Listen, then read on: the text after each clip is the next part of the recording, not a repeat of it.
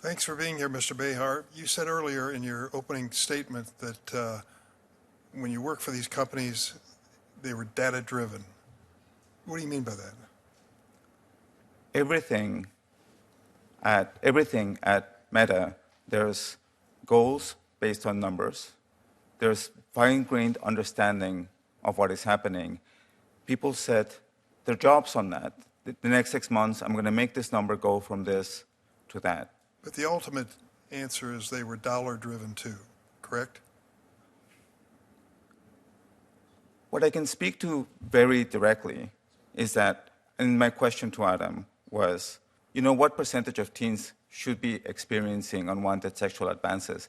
If there's not a team that's their goal, if they can't answer your questions about how many teens are impacted by this, and if they cannot give you detailed data as to who's initiating those contacts, then it's just not a priority. But bottom line is this. They've made a decision that it's not a priority to them because of profit motive, have they not? In terms of what it's going to cost them in their business model if they have to interrupt it and monitor the content. I think that would be a wonderful question to ask Mark and Cheryl, Cheryl's no longer there, on Adam, because they can speak to why they made these choices. They can only speak to the fact that they keep making these choices over and over again. Well, I would just back up what Senator Graham said.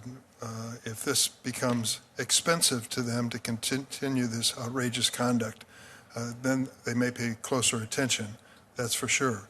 But you have suggested here as well that we need a survey of young people as to their experience. You want to explain that? Yeah, the way that harm should be tracked on these products is you go up to teens and ask them, did you receive an unwanted sexual advance in the last 7 days? And they are going to know. It doesn't matter what the message is. And then what you can do to help that teen is give them a chance to tell you, and the measures that I talk about are not even expensive to implement.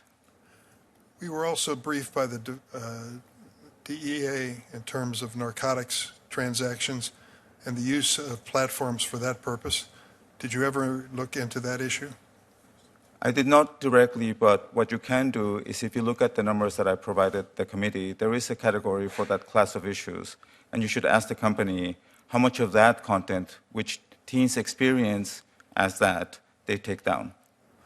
It's interesting to me that if one of my kids, when they were kids, or grandkids now, came home and said there was somebody lurking outside the playground at school that made the kids feel uncomfortable, we would know what to do and to move on it quickly.